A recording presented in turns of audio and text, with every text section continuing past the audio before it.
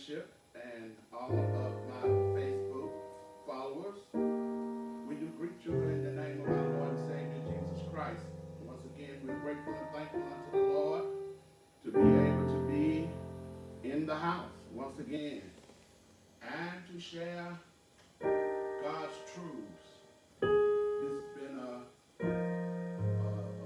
difficult week this week, and so we have been just in prayer continuously.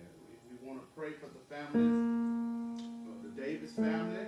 We want to extend our condolences also to the Frazier family. Pastor Willie Frazier, he's a friend of this ministry and a friend of mine, as well as my nephew, and he lost and he funeralized his mother on yesterday.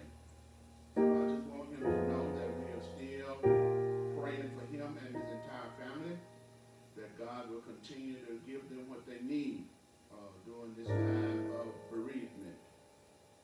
We are grateful and thankful unto the Lord for all that he does, all that he's doing, and all that I know he'll continue to do. God is a great God. He's a gracious God. He's a wonderful God. He's a mighty God. And he's a God that's full of love and compassion.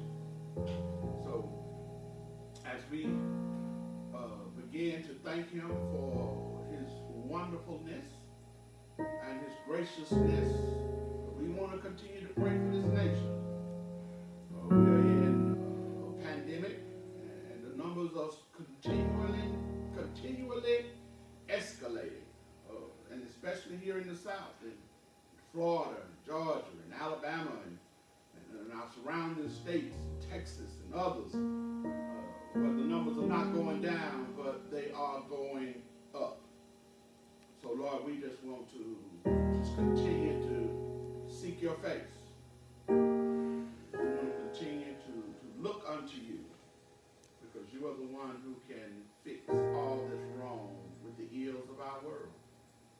So right now we are going to open up with a word of prayer as we get ready to start our services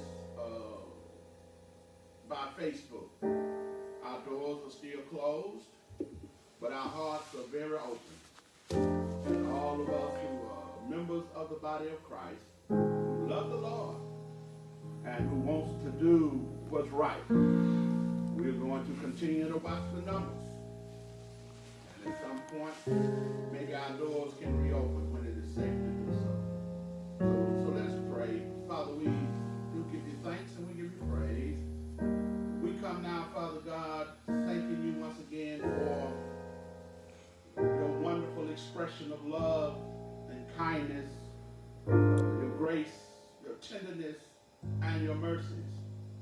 Lord, you're a God above all gods. You're a God who is worthy to be praised. And so we just come magnifying your holiness because you are worthy of our praise. Lord, we come not as if we've done all the right things, but we come as sinners in search of a Savior. And we come before your throne of grace, Lord God, because you have given us the right to boldly petition unto you and come unto you. Not in arrogance, but we can come in boldness, in holy boldness, because you have allowed us the opportunity to come to your throne. So as we come, Lord God, we also come with thanksgiving on our lips. We come thanking you, Lord God, once again for the many blessings that you have bestowed upon us. You've kept us, Lord, even in the midst of this pandemic. You've kept all of us, those of us who can hear me and is under the sound of my voice. You've kept us in a safe and comfortable way. But there are others, Lord God, that you've kept, and they might have been ill.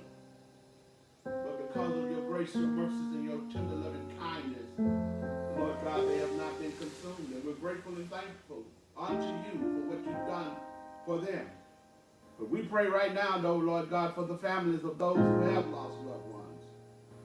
Lord, that you will continue to strengthen their hearts and remind them that all things work together for good of those who love you and are called according to So once again, Lord God, we are just thankful for all the things that you've done for us, the manner in which you've done them. But not only that, Lord God, we solicit you right now to be with us as we continue on our journey, because we understand and recognize that the journey is not over, that today is the first day of the rest of our lives. And Lord God, while we embark upon the rest of our journey, we ask that you be with us, and that you lead us and guide us, that you be the pilot as we sit on the other side and follow your directions and follow your wisdom and follow your ways, Lord God.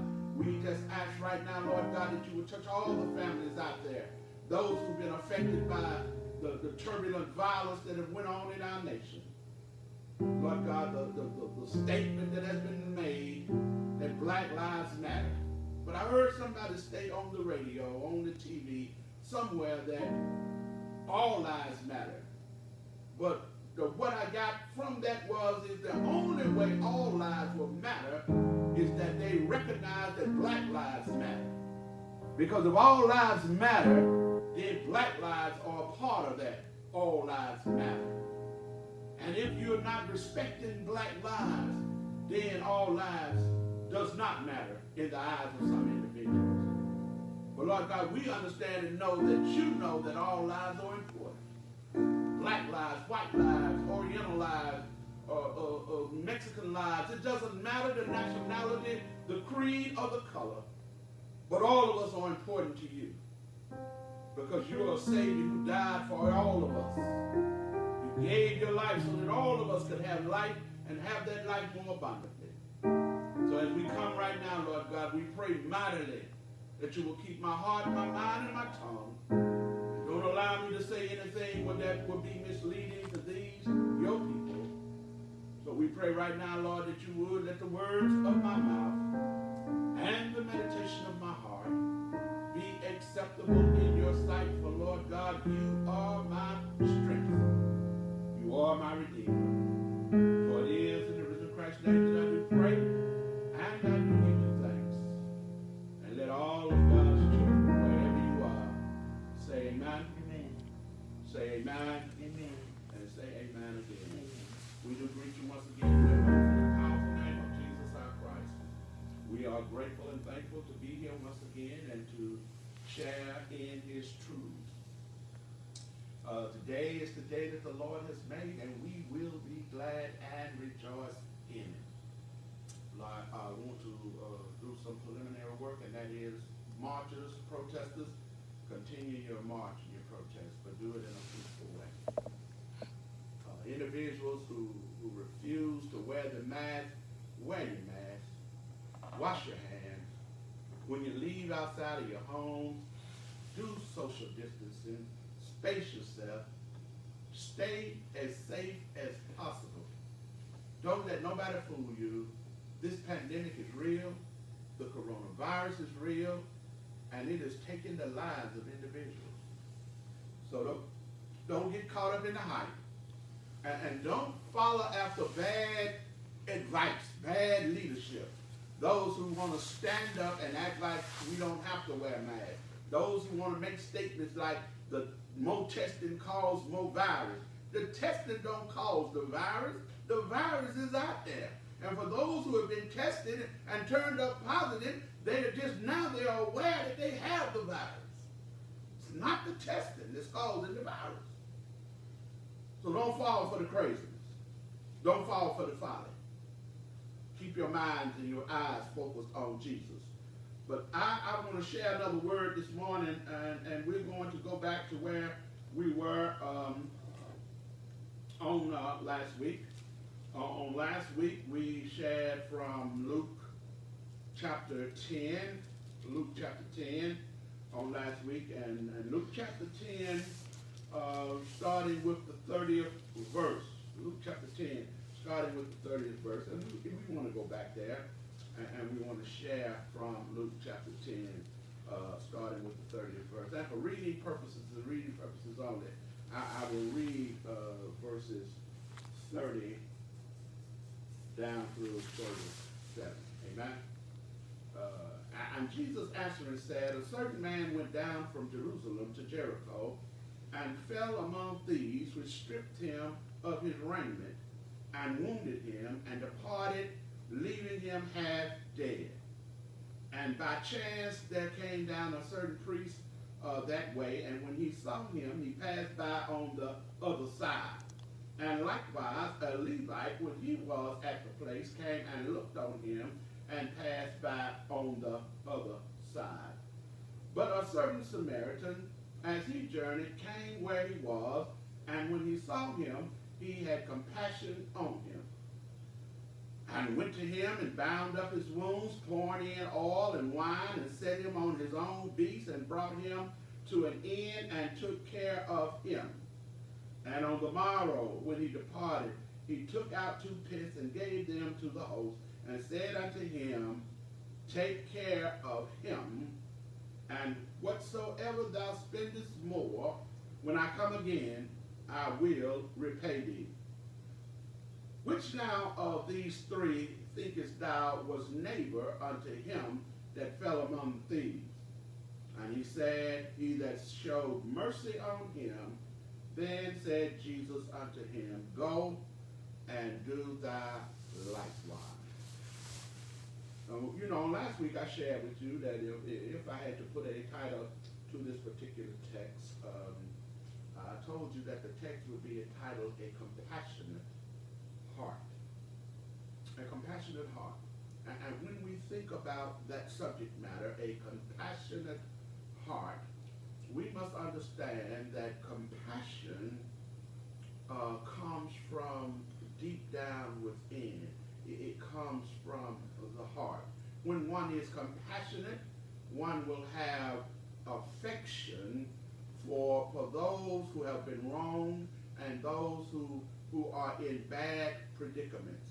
Well, you see the man coming down the hill from Jerusalem going to Jericho, according to what the scripture says, this man found himself in a certain predicament.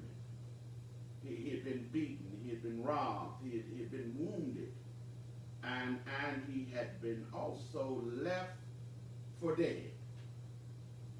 And because he was left for dead, he had no way to take care of himself, by himself. So what he needed was somebody to have compassion on him, to come by and try to see about his needs. Now on last week, we discussed a few things. We talked about a few things. And one of the things that we talked about on last week, like this, I told you on last week that compassion is based on need and not worth. Compassion is based on need and not worth. But I also told you on last week that compassion feels something.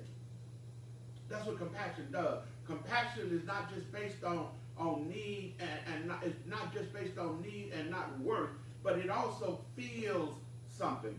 And we talked about the fact that there were a number of individuals who came down the hill that crossed over on the other side and didn't do anything to help this man in his distress moments.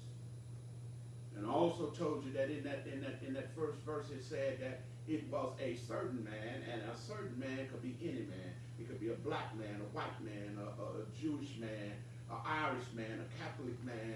It could be a man from Mexico or from the Far East. It could be Chinese or Japanese. It doesn't matter who the man was. The problem is the man had a need. And those who walked by him, like this, some of them were supposed to be from the house of faith. And I think it's a tragedy when people of faith don't recognize a need and do something about it. But we talked about those things on last week, about compassion. Not only is about worth, it's not about worth, but it is about need. But not just that, I told you that compassion feels something. And what happened with the man is that when the Samaritan came by, watch this, he saw him and he had compassion. So that's what the word says. That's what the word says in verse number 33. And that's kind of where I want to pick up at. I want to pick up at when he saw him, he had compassion. And last week I told you that compassion was a gut feeling. He had compassion. And he had a gut feeling.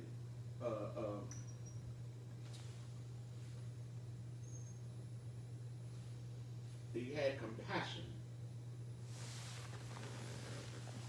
And because he had compassion on the man, he had a gut feeling. It was down deep in his gut. He felt something. And because he felt something, he felt a need to do something. The man felt a need to do something. Not only did he feel something, but he felt a need to do something. The Samaritan saw the same pitiful man lying in agony beside the road, and his heart churned within him so that he could not pass by without helping the man. Amen? He helped him because of how needy the man was. There's not a logical reason, and I shared this with you all last week, there's not a logical reason for the Samaritan to help the man if we assume that the man who was in distress was a Jew, because we understand and recognize that the Jews had no tolerance for Samaritans. But this man, he had compassion, and because he felt something, he felt a need to do something. But not only does compassion feel something, but compassion does something. You see, not only was the Samaritan compassion based on the need rather than the worth of the victim, but it caused the Samaritan to feel something so deeply that it had to be expressed in action. So he went to him and bandaged his wounds, pouring oil and wine, and set him on his own animal and brought him to an inn and took care of him. He doesn't pass by on the other side like the other individuals did. But what he does was, he moved toward the injured man. You see, we must move toward people to express our compassion. You see, watch this. When we are feeling compassionate about people and toward people, we don't need to be doing our social distancing. You can't have compassion. You cannot help folks when you are holding them off with a long-handled spoon. That's not compassion.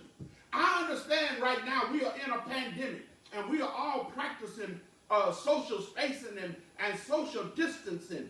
But when you have compassion, when you see a need, when somebody is in need for something, our compassion ought to make us go to that person. And hear me good, watch this, and not that person come to us. If we're going to be doing it Jesus' way. Watch this, listen to me, listen to me, listen to me, listen to me. Jesus came down through 42 generations. Watch this. Jesus left his home in glory, came down on this earth, wrapped himself in a flesh body, picked it up in Bethlehem, walked around looking for folks that he could have compassion on. And the whole thing is that he had compassion on the whole world. That's why John 3:16 said, for God so loved the world that he gave his only begotten Son, that whosoever believeth in him should not perish, but have everlasting life. What we have to understand and recognize is that was the ultimate compassion. Jesus didn't wait for us to come to him. He came to us. And he came to us to heal us from our sin sickness. Jesus. When the Bible says by his stripes we are healed, we got to understand the language that's being spoken.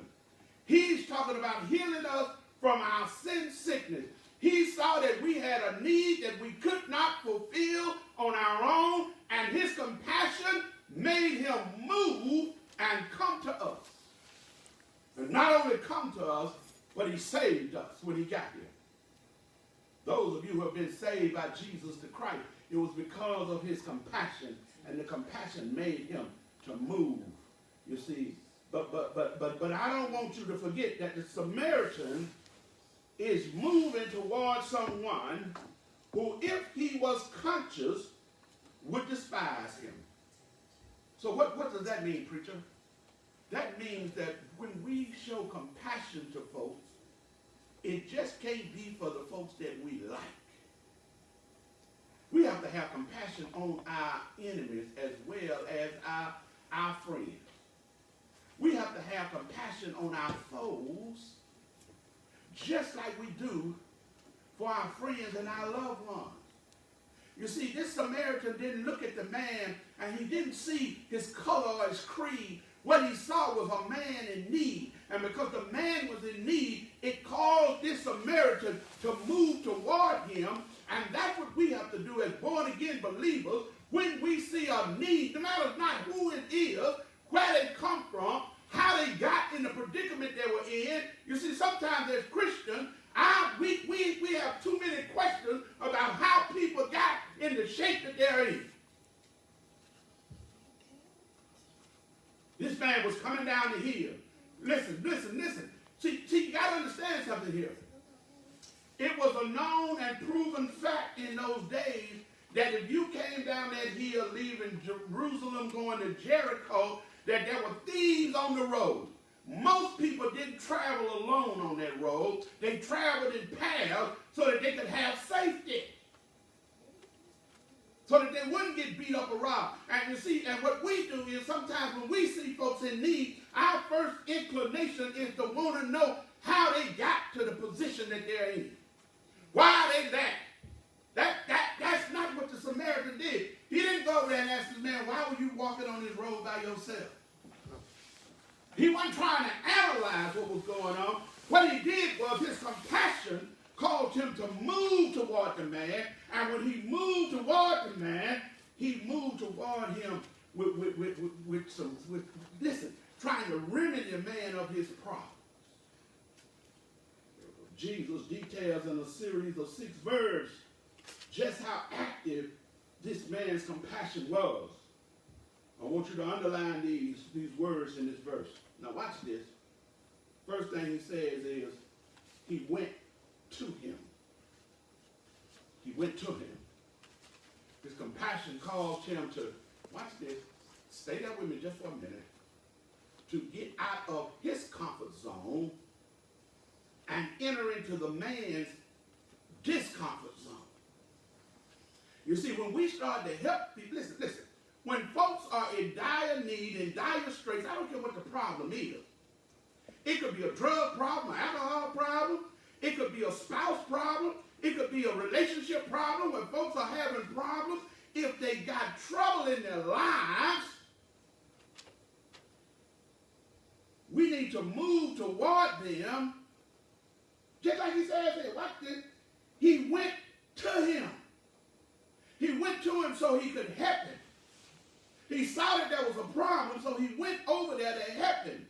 Not to criticize him, not to demoralize him, not to antagonize him, but he went there to help him. Hello, somebody. And what did he do when he got over there? He said he bandages his wounds. That means he took a conscious effort. Now, hear me good. This man who was coming down the road, this Samaritan, he didn't have a first aid kit. So that means he had to take some of his personal garments. He had to take what was his personal thing. You see, sometimes we have to take our personal stuff to help patch a wound. that might help somebody that's in need. You can't help nobody with stuff, listen, with somebody else's stuff. Not if you having true compassion. This man patched up the wound. So listen, in essence, he had to use what he had to try to help this man. And then it says he poured oil and wine on his wounds. Well, why is that significant, preacher? Well, listen to this. The wine on his wounds, was to purify the man's wounds, to clean him up, so to speak. You ever watch the cowboy movie?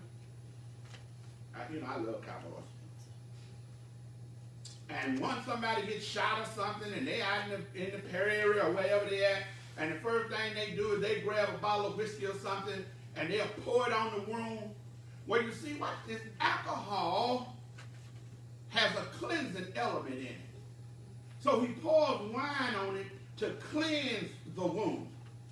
And then it says, not only did he pour wine on it, but he also pours oil on the man's wound. And what I got from that is that oil on the wound was so that it would mollify the wound. Well, what are you saying, preacher? Mollify. When you mollify a wound, that means to soften and to soothe the wounded area. So the man was out there on the side of the road. Watch this. Listen. Cleansing the man's wound, softening the man's wound, and soothing the man's wound. And not only that, but he wrapped them up. He wrapped the man's wounds up. See, watch this. Every one of these things that he done, he showed compassion. And not only did he wrap the man's wounds, not only did he pour oil and wine on the man's wound, but watch this, he puts the man on his own donkey. He brought him to an end, and then he took care of him. So if he put him on his animal, on his beast, that means that he walked. That means that he had to walk and carry and pull the donkey along. And then he took the man to an inn. You see, he could have just patched him up and said, well, look, I've done enough now. You know how we do. We do superficial help. We do help and don't follow up on who we help. When the last time you helped somebody, then you followed up on who you helped to see how they were doing, to see that if your help was really a help, you like you said, putting a Band-Aid on a gunshot wound. When was the last time you really helped somebody and then you went the extra mile, you went the long mile, you went the long way around to make sure, to ensure that who you was helping, that you was really helping them and not hurting them? See, this man didn't leave him on the side of the road. He patched him up, he fixed him up, and then he demonstrated compassion as he responded in a practical, timely, and unselfish way. You see, when we want to help somebody, we got to be practical, we got to be timely, and we got to be unselfish. You see, we can't help somebody if look, I ain't got time. I'm in a hurry. I'm on my way. I'm sure this man was on his way somewhere.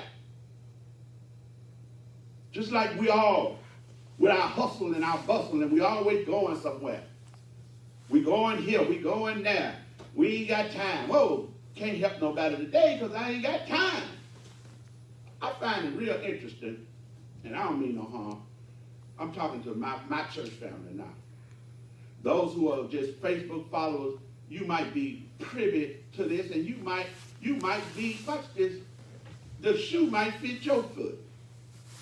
But I find it real interesting. You see, Little Friendship, here at Little Friendship, I have the privilege of serving a congregation that has a heart for compassion.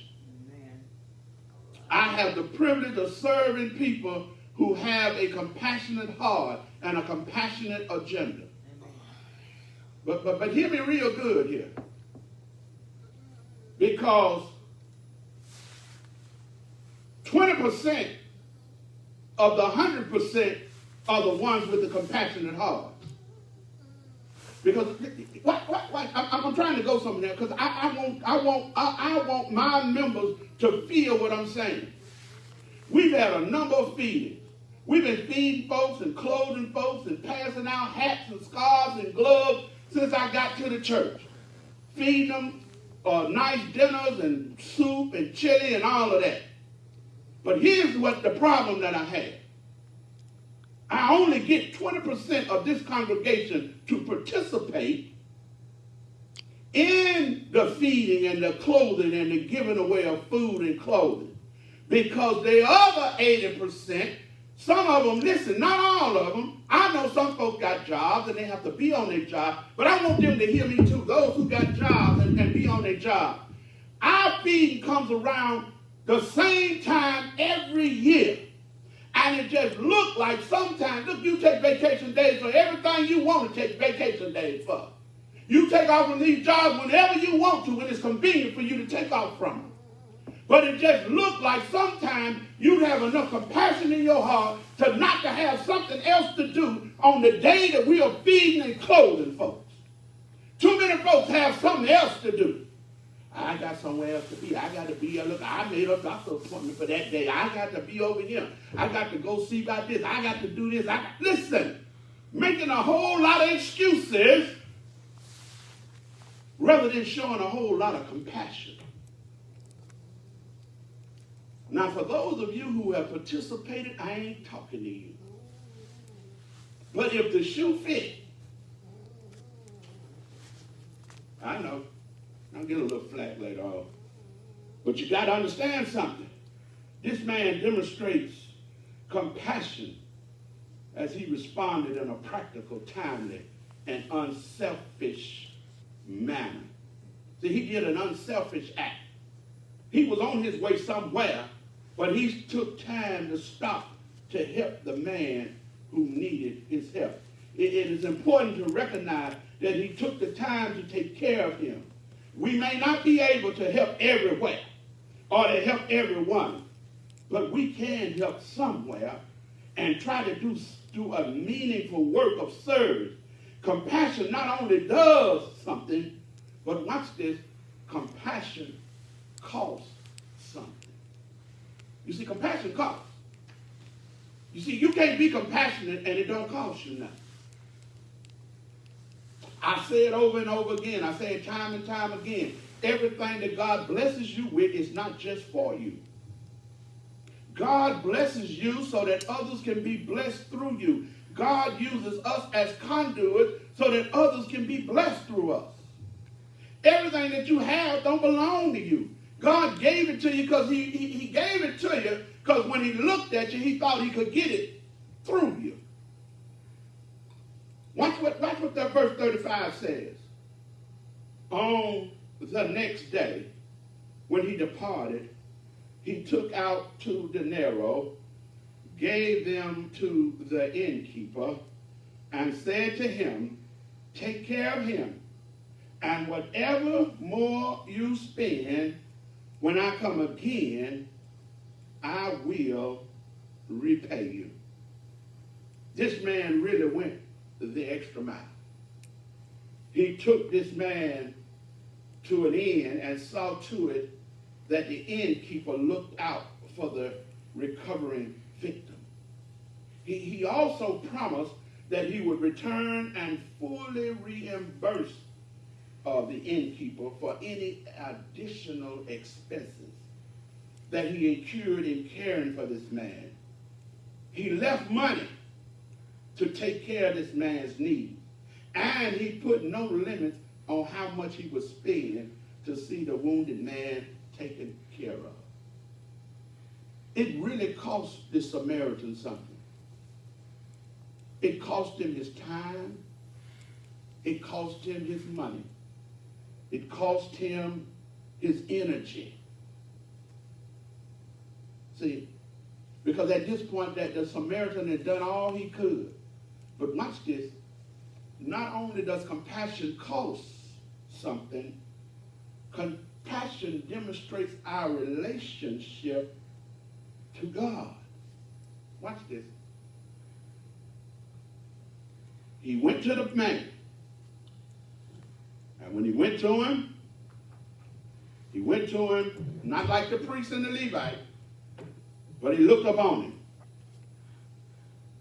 And after he got through looking upon him, he decided to bound up his wounds. And not only did he bound up the man's wounds,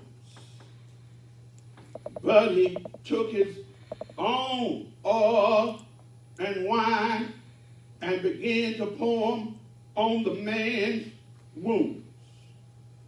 Now what I want us to begin to look at and understand, there is a parable that's applicable to this part of the situation. You see, what I see here is that there's another purpose that for which it was intended and does excellency to set forth the kindness and love of God from our Savior towards a sinful and despicable wretch like me.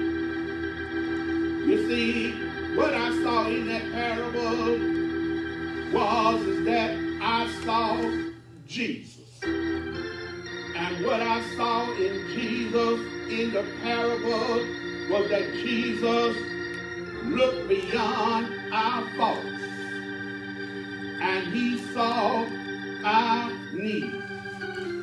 Well, what do you mean, preacher?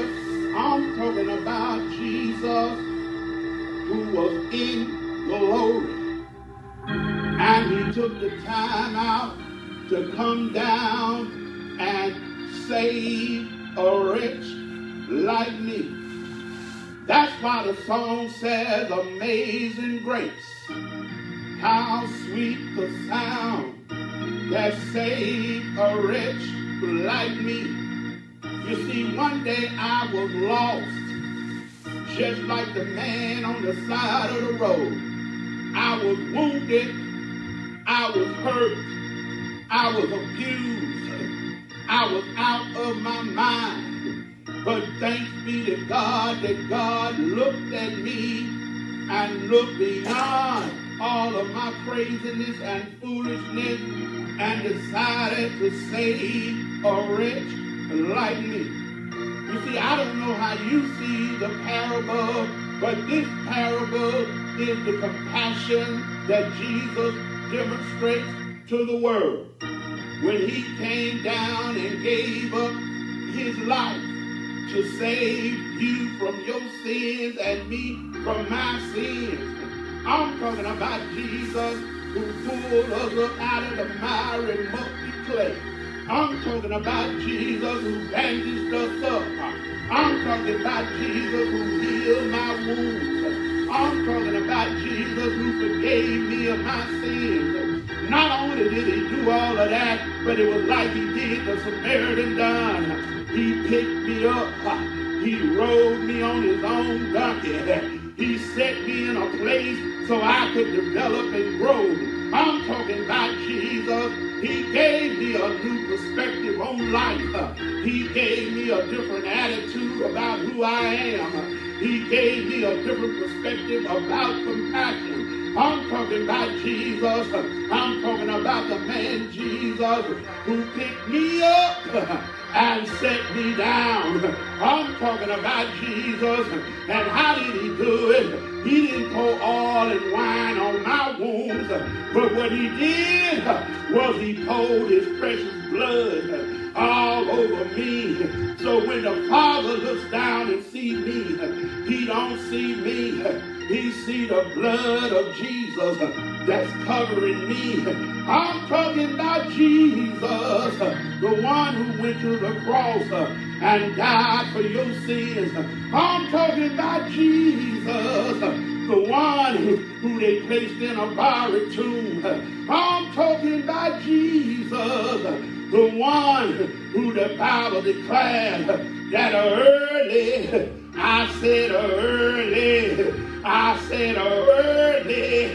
on the third day morning, that same Jesus, he got up out the grave with all power in his hands. I'm talking about all power in heaven and earth. I'm talking about Jesus. Have you tried Jesus? If you haven't tried Jesus, you need to give him a try. If you know Jesus, wherever you are, you ought to say, yeah. I'm talking about, yeah. I know Jesus from the bottom of my heart because of the compassion he had on me. If you don't know him, you better get to know him. I said, yeah. I said, yeah. I said, yeah. You better get to know Jesus because Jesus, he died for you. He died for me. He gave his life so that we can have life. I'm talking about the Savior of the world, the one who left his home in glory, that died for you and died for me. That was the ultimate in compassion. If you don't know him, you need to get to know my Savior. I'm talking about Jesus. Talking about Jesus. He's the greatest. He's the everlasting Father. He's the Prince of Peace. He is the mighty God. I'm talking about Jesus. I'm talking about Jesus now. He's the most compassionate of them all. He showed us the way. Jesus declares that I am the way, the truth, and the life. No man cometh unto the Father except by me. God bless you. God keep you is our prayer. We want to extend an invitation to discipleship. If you don't know Jesus, now is a good time to get to know him. And if you don't know him, wherever you are, I want you to hear me real good. You can give your life to Jesus right now. All you got to do is repeat this prayer. Say, Lord Jesus, I'm a sinner. And I come to you because your word declares that if I confess with my mouth and believe in my heart that God raised Jesus from the dead, I will be saved. So here I stand, Lord God, asking you to let me into your kingdom and open up your doors and allow me the privilege to come in. You see, I tell you, Jesus, the Bible declares that we are saved by grace through faith. Not of ourselves, not of works, lest any man should boast. But it is the gift of God. And all you got to do is confess. The Bible says if you confess, oh, he'll let you in. That's all you got to do. And listen, and if you confess and you did that prayer, then go unite with some fellowship. Right now, a lot of churches are closed. But you can continue to watch and view us. Or you can send me a letter and I'll send you any way you want to go. But as Sister Deborah said, give your life to Jesus.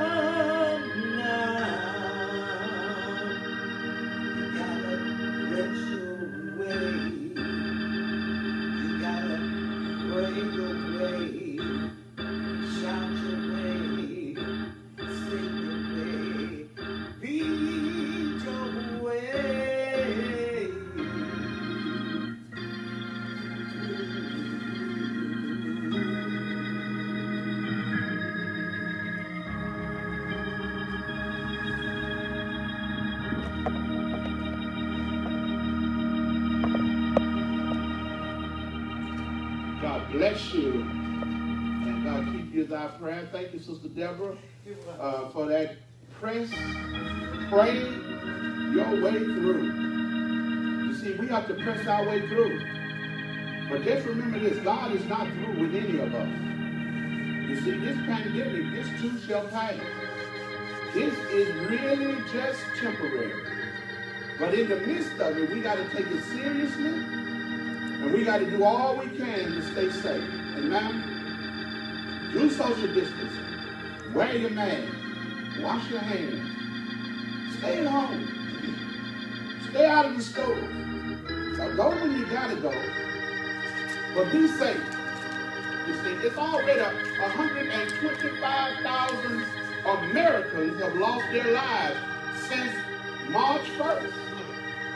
That's a lot of folks in a short period of time. Don't let nobody fool you. This thing is real. It's taking lives.